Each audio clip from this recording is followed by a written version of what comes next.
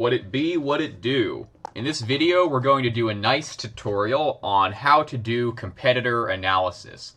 So we're going to talk about how we can find a competitor site in your niche and then analyze that site to figure out what kinds of keywords they rank for, how competitive those terms are, how authoritative their domain is, what their general strategy is in terms of marketing and particularly SEO, how much content they have, what content is important, and so on and so forth. The first thing we're going to want to do is decide what niche we're going to work with for the sake of this video. We're going to use window tinting. So let's go ahead and look this up. And this is actually where I am located while filming this video to make sure we have data that's not going to be impacted by being in the wrong region or so on. Now let's go ahead and check out a standalone site. We're going to ignore Yelp for now.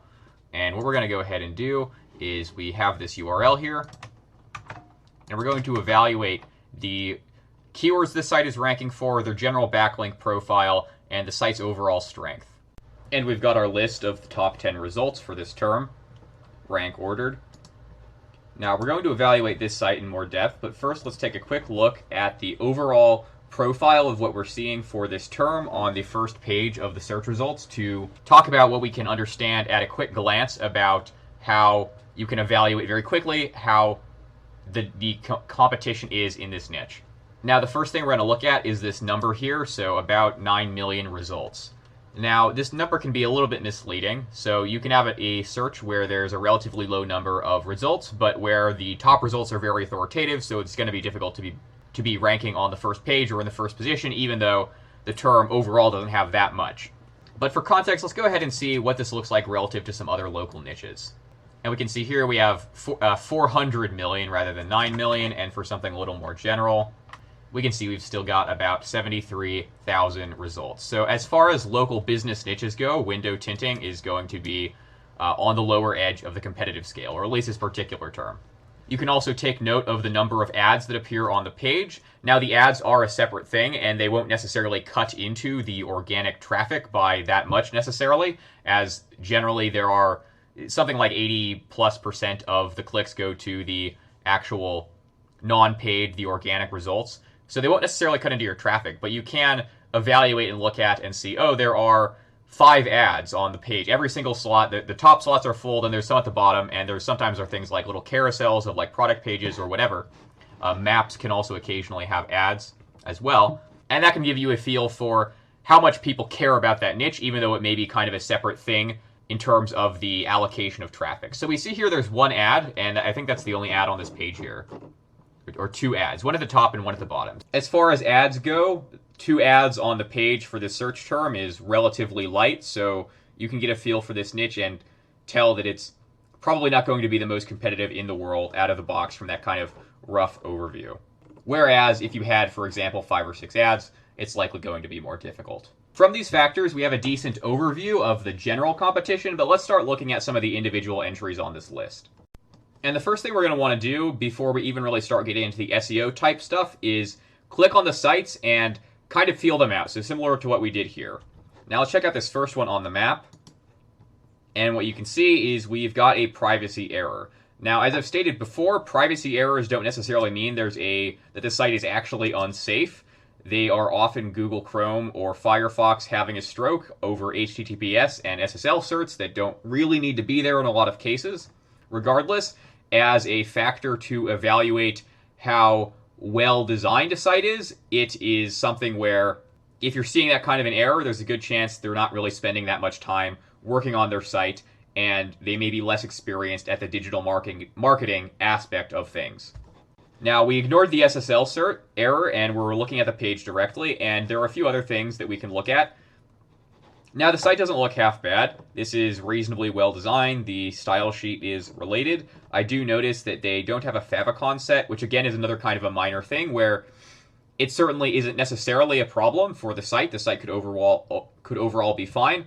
But if you're someone who really does kind of, not even necessarily hardcore, but kind of even softcore internet marketing, even if you're kind of casual about it, you are likely going to add this favicon pretty quickly when you are, even if you're spending like 1 or 2 hours a day on internet marketing, that's definitely something where you're going to see that and think, yeah, I want that, so my conversion rate will go up. So this is the very top result on the map, which is the first thing on the list. And what we can see out of the box is this isn't necessarily giving us vibes of being the most competitive thing in the world.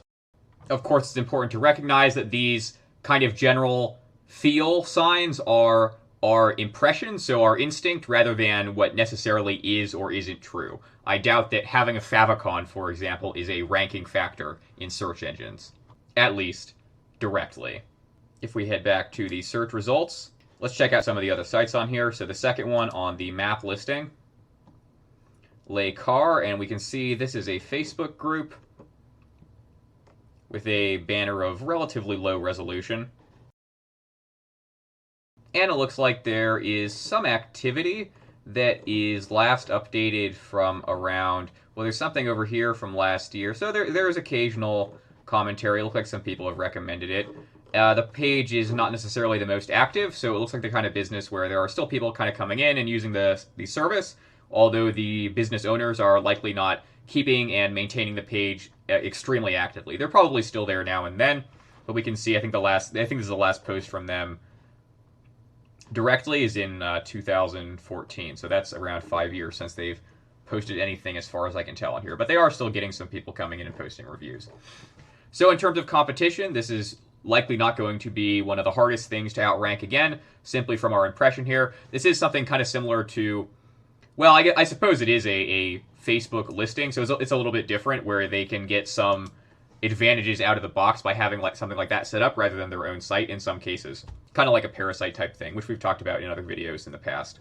So it's likely not that hard to outrank, although you sometimes will still see these like Facebook listings and like Google Maps listings, even if they're not putting that much effort into it, because they're using a system that is explicitly designed to show up in local listings. So you'll see some of those regardless. And kind of the same with Yelp and so on.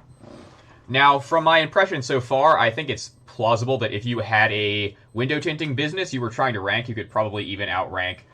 Well, you could probably get a map listing or get your site into one of these three, and then you probably could also outrank this Yelp listing as well. Now, we checked out a few of the results, and let's check out this Yelp result as well, which is a fairly standard Yelp page. You have a list of businesses, and likely these businesses are also going to be ranked elsewhere on this search result page. So let's see. Elite Window Tint. Let's see if they're listed on here. Elite Window Tinting. This perhaps is the same place.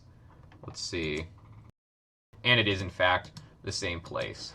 So one thing to keep in mind with these kinds of local listings is that this is also something where ideally you want to outrank it personally, but you can also keep in mind that you can kind of use this as a parasite. And even if you do want to outrank it, you could also get your site listed on here to outrank some of these. Although it says these are sponsored. I'm not sure if they're all sponsored or if only some of them are sponsored. Oh, here they are. Okay, these ones are not sponsored. So they're the first one for the non-sponsored ones. The point being, you can also think of these kinds of directory or listing results and take note of which ones are directories or listings, and then think of them as a place where you can also put your own site on that list as well, and then also try to outrank that. So they are competitors to you, although they are competitors in a slightly different way. Next, we're going to evaluate the sites on a little more of a technical level, so in terms of the SEO, more directly. And first, let's start with this Elite Window Tinting listing, and we can see this is not only the top listing on the map, it's also the top listing on the Yelp non-sponsored result, which is not quite the same thing. But they're also the top one here as well. So we can see they're kind of the top one everywhere when we do this sort of query.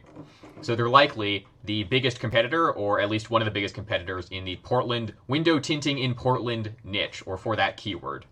What we want to do is evaluate the site's backlink profile, and then we also want to try to figure out what kinds of keywords the site ranks for. I'm going to go ahead and open up two tools here. First, we've got the Ahrefs Site Explorer. And second, we're also going to open up this tool from Small SEO Tools, which is a free backlink checker you can use if you don't have an Ahrefs subscription to follow along with this. And one other alternative that you might consider is Backlink Shitter, which is, again, another backlink checking tool that is free to use. Let's go ahead and grab this URL, and we'll start with Backlink Shitter, since this is a free backlink checking tool that anyone can use. And we want to find domain backlinks, so we can find everything put it at the homepage or everything put it at the entire domain. So let's check out the entire domain first. And we can see on here, Backlink Shitter is returning a total number of backlinks to the homepage as is 4, and then for the whole domain, there are 6 backlinks that Backlink Shitter was able to find. Let's actually go ahead and just compare this to see. And we turn up a few more links. Now with Backlink Shitter, we turn up about 6 backlinks total, or 6 backlinks total is what was found here.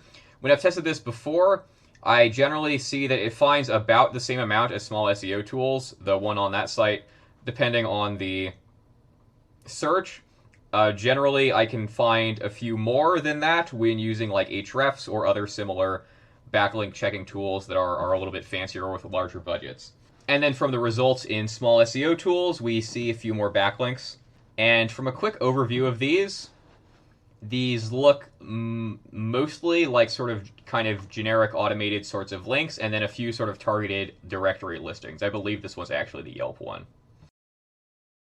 So we've got our 2 free listings here, Backlink Shitter and Small SEO Tools, and then we'll also go ahead and check this in Ahrefs, which is a little bit harder core. And if we put this through Ahrefs, we can see this does turn up a few more backlinks than with the other 2 free tools. Ahrefs crawlers are a little bit harder core, I suppose, and they have a larger budget to do that. So if you do have access to this tool, it's a decent solution for finding a more complete set of backlinks. Now, this is a relatively large discrepancy I'm seeing here. So this is like 191. The other ones turned up like 10 or 20. And one reason you might note why that may be true is because these backlinks might be fairly low quality. So what I usually notice with the free backlink checkers is if you have like a good backlink, it will almost certainly show up in those because it's going to be a pretty prominent page. But a lot of times, the free backlink tools, they don't necessarily notice the...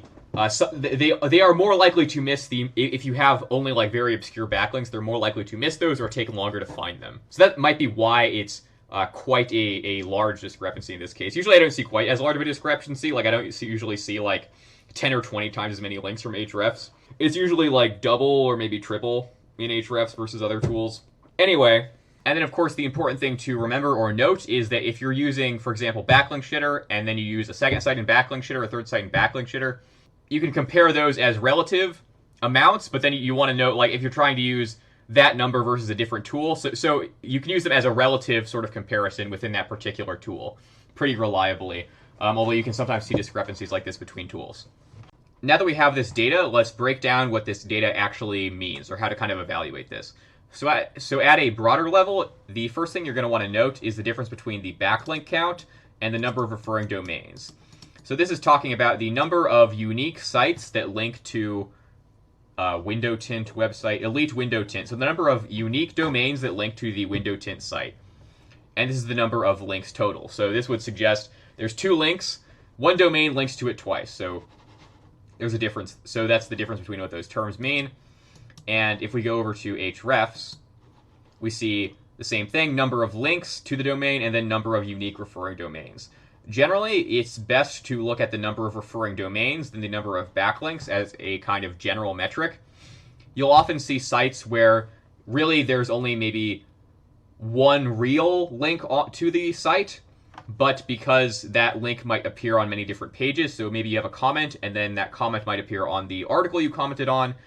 The link might also appear in like a directory listing comments, and there might be a page 2 of that directory. There might be a variation on that directory, like directory sort by view count. And now that's a total of, well, that would be 3 pages or 4 pages. But you might have a bunch of different variations on URL parameters and so on. So you can sometimes have a site where it's really one link, but it's kind of counted by backlink checkers as more. And the correlation then between number of referring domains and how well a site ranks is generally much stronger than the correlation between the raw number of backlinks and how well a site ranks. Now let's go ahead and actually open up some of these backlinks and just look at them. And not even to worry about proprietary metrics, oh, the TF and the DA and the PA and the UR and the so on. Fuck that. We're just going to look at these links directly and see what there is. Well, the first one, we're essentially seeing a page that looks like it does not exist anymore. Or let's see, this was supposed to link to a JPEG, So that's generally a sign. So let's see, and it just redirects to the homepage. So one of these links looks like it doesn't even exist anymore. So that's not really a link at all. So we can evaluate this first link as being not particularly strong because it doesn't exist anymore. Now the second one is this Yellow Pages link, and this is kind of a local directory listing. So this is something that you can kind of essentially think of as a wash in terms of a local backlink profile, because anyone can get this. So if you're in the window tinting niche, you don't even really have to worry about this link, because you can also get this link. Anyone with a window tinting company in Portland can get a Yellow Pages link, probably for free, or I guess this is a Better Business Bureau filter. I'm not 100%. Oh, wait, no, I accidentally turned that on. This is everything. But the point is, it's not too hard to get these kinds of local listing links. So generally, maybe if they have a really good local listing or something, that's something to worry about. But in general, if you're seeing local if you're seeing a link that's in a place where you know you can very easily just submit a thing and get that link, you don't really have to worry about it unless they really have something particularly amazing. So we can kind of evaluate this as sort of being a wash. This one as well. A local listing, or I guess the business listing, you could get this very easily if you wanted to. It's not a super interesting page. It looks like kind of a generic profile sorts of page. So these are definitely things you could get yourself pretty easily. This one is also not a page anymore. This one is an actual link. We'll get to that one in a second. And so this one is... Then this one is a...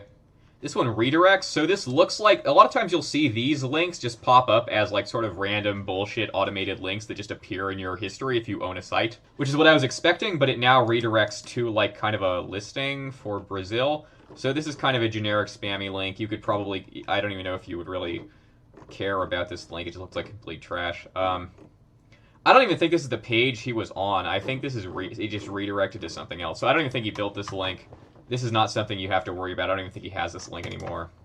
And then finally, we get something that actually looks like a real link. So this looks like it's actually something that was linked deliberately on purpose by a local business. So this is the one link I'm seeing that's an actually halfway decent link, is another local business that has them on their kind of partnership page. So this is a real link.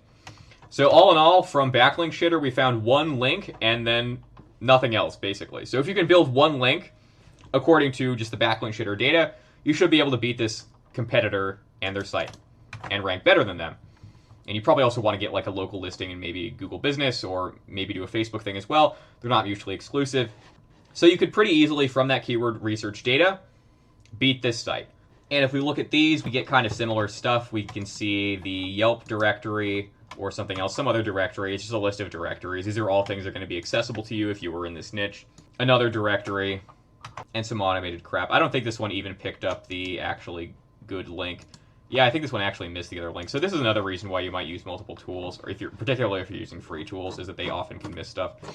This looks like an Instagram page they might have, although it kind of looks like a spammy sort of thing. Now, just for the lulz, let's check out the Ahrefs data as well, and this will try to evaluate and rank them by quality, so it's a little bit more convenient than some of these free tools. And they found, what, 180 or something. So if we start with these top ones from Pluck, we get the one we just saw, which is some kind of Instagram content aggregator. So they probably have an Instagram page that they just someone scraped it and made this link. So again, if you have a basic social media page for your window tinting business, you'd certainly be in the same position as them in terms of ranking.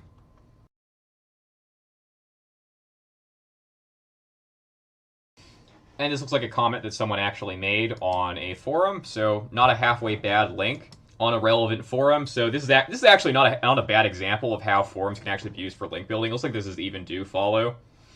It's on a reasonably authoritative page. It's topically relevant. So this is actually a really clean forum link. They probably didn't even build it on purpose. So this is probably like the second best link they have that we've seen so far. It's actually a real link and not something that's automated. So really what we're kind of doing here is seeing, are these links that we could get ourselves? Mostly seeing automated sorts of crap, another person, another forum link. So overall, what we get from the Ahrefs data that we didn't see in the other two is that they also have a decent number of forum links that are probably also helping them out a little bit as well. So all in all, our analysis of this site's backlink profile is that if you were a local window tinting business, all you would really have to do to be ahead of this site in terms of your backlink profile would be to make your website and ideally fix your SSL cert and add a favicon, but that's not really link building.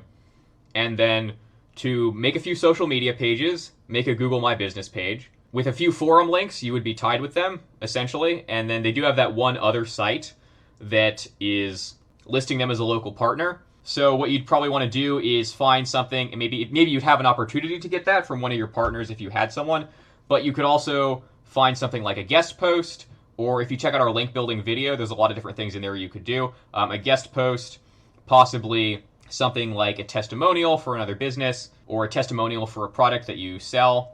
Possibly make a good infographic, do some infographic submission, or maybe donate to another business and get a link from their donor page or their sponsor page or similar. And essentially you'd have the same backlink profile and you'd already be matching them. And then if you just kept doing that and building a few more things, I mean, you could easily be, well, not just two, I mean, you could be 10 times as strong as this business with like a week of SEO work. So all in all, those are the kinds of things that you want to try to look for when you're checking out a business to evaluate it or to evaluate the search results. You might also want to go through the other results and check out those as well to see if they have anything that's a little bit different, or maybe go through the further back pages in Ahrefs to get some more data on that. You can use the same process to do that analysis in a little bit more depth. Now that we have a solid understanding of the backlink profile and roughly how hard and competitive this niche is, which I would put it in the easy or very easy as far as local SEO goes, what we're going to do next is we're going to evaluate these sites in terms of finding their keywords.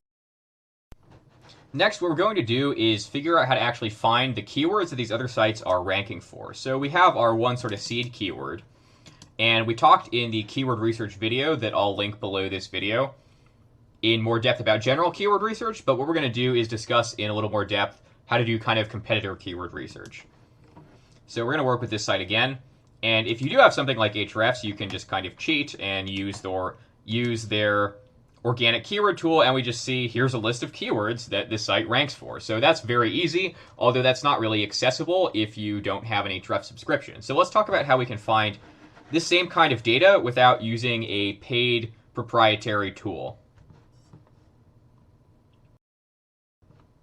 The first thing we want to do is we want to get a list of what kind of pages are on this site. So we know we have the home page here, and we're going to try to figure out what's on this site in general. So the first way we can do this, that's relatively basic, is we can use this site key to find all the results from this domain that this site ranks for. And we can see there's 42 results. So that indicates that that's actually a little bit more than I would expect for like the average, or not average, but at least a lot of local businesses. A lot of local businesses will just have a 5-page site: home, about, services, contact, maybe order, and that'll be kind of it. So 42 pages, you can infer this might be why they're doing kind of well in the search engines, is because they actually have some kind of auxiliary pages. Some inner pages are like blog type stuff, some product pages, and so on. Now this is one way that we can get their list of pages, and you can kind of see preliminarily that we have, that you can kind of infer a little bit about their potential keywords from the title tags and the URLs. So like here we have window tinting and paint protection film installation. So a lot of times it's pretty common for people to have their title tags be like keyword, pipe character, brand name, or keyword, pipe character, location, or whatever. And same with their URLs, you might have like website.com/buy-shoes-in-Milwaukee or something. So from the URL and the title tag, we can actually infer a fair amount about their keywords. Now we want to actually get this out of the search results and into kind of a spreadsheet that we can evaluate and understand in a little bit more depth. So let's see if we can get a better list of these. Now we're going to use a strategy that I've talked about in more depth previously in a post on 256 kilobytes that was previously made probably like a year or two ago and then reposted onto our own site here. And I'll walk you through this post, and you can also read it, and I'll link it below. Now what we're going to try to do first is find a list of the competitors' keywords, or a list of the competitors' URLs from their sitemap. So let's see if they have a sitemap that we can visit.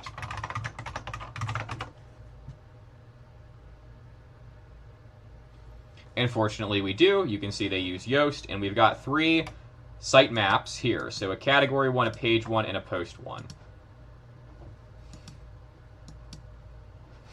Now, we're going to ignore the category one for now. Those probably aren't really the main things that we're going to be super interested in. We're more interested in...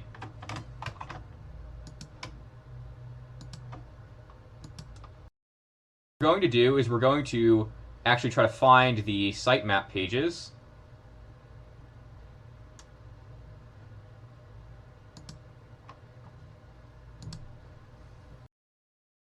Now, in some cases, they won't have this nice sort of visual directory like Yoast has set up here. So what we can do here, we don't have to do anything fancy to extract these, although sometimes you'll have to do a trick that's listed in that article. So if you have to do that, then just read that article. But what we can do here is just go ahead and copy-paste these in here. And what we're going to do is we've got our... Oh, these are...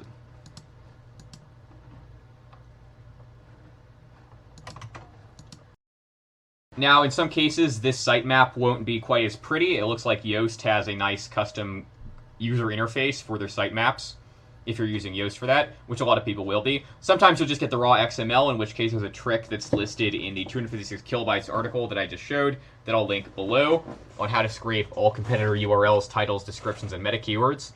And you can do that trick to extract the raw URLs from those sitemaps. But what we're going to do instead is we can just copy-paste these. So we'll grab these.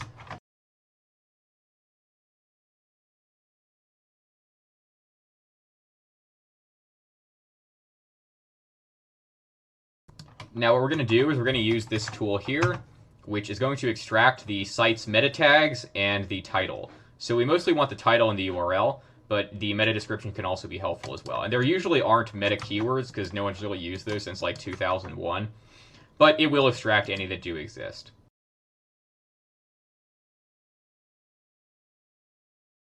And now we've got a list of the competitor sites' input URL, their title, their meta description, and their meta keywords. Now, right off the bat, from these URLs, titles, and the meta descriptions, we can get a decent idea about what kind of keywords they might be ranking for a little bit more specifically. For example, we can see down here we have one, clear bra or vinyl wrap, which is better. Presumably these are window tint types. So what we can do is if we look up something like clear bra in Portland, what we see is that the elite window tinting site is ranking on page 1 for this term. And they're not quite as high as some of the other pages targeting this a little bit more explicitly, but they're definitely ranking for this term. Clear bra paint protection film. And it's actually this page up here. So this is the one we even should have looked at. So from these title tags and meta descriptions we've scraped, we can get a pretty decent idea off the bat for what they might be ranking for, at least what they're targeting. And if we want to get this data split, we can also use the split function, and then we can also run this through here and then add in the pipe character. And this is in the guide as well that I'll link below. And we can actually split this into separate cells if that's something that you want to do. Then you could even take this data, for example. So if we took like this data, we could even go to somewhere like keyword shitter, and we could put this in here and then run this and see if we can find some more keywords. How to use these kinds of keyword research tools are discussed in more depth in the keyword research tutorial. And then once you have this split data, you could even take this and run it through something like keyword shitter, and we actually get a pretty massive list of keywords just off the bat from scraping those title tags, splitting them, and then running them through here. I'll pause this job for now. You could let this run longer if you wanted, and then this is also in the keyword research tutorial, so I won't talk about this in that much depth, but the short version is we can run these through here, and then we can get another idea for what this site might be ranking for, or some other keywords in this niche. These might not be, the ones from Keyword Shitter might not be ranking for that particular site, but you get a whole list of things that are potentially worth talking, or potentially worth targeting. So places close to Portland, like Milwaukee is pretty close, and so on and so forth. You can also check out the guide that I'll link below in more depth for a little bit more information about how to do this kind, or how to use this particular technique for keyword research. Between these methods, you can take a niche that you know nothing about and get a pretty solid understanding relatively quickly of how competitive the niche is, and then also what kinds of keywords in that niche are actually what people are getting traffic from. If you have any questions on competitor analysis in terms of their backlink profile, how to analyze sites, how to evaluate competition, or on how to do competitor keyword research, feel free to leave them in the comments, and I'll probably even answer them.